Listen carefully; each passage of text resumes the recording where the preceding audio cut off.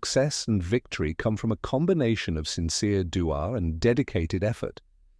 Turning to Allah with sincerity strengthens faith and brings confidence in facing challenges.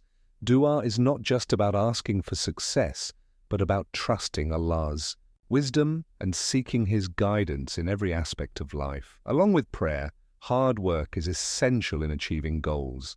Islam teaches that effort and perseverance lead to success, just as the Prophet Muhammad, peace be upon him, and his companions worked tirelessly while relying on Allah.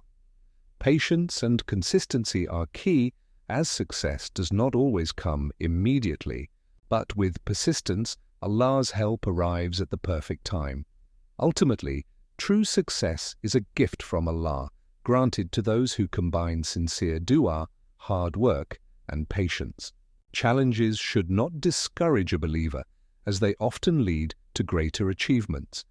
By striving with faith and determination, Allah opens doors, grants blessings, and guides a person toward lasting success in this life and the hereafter.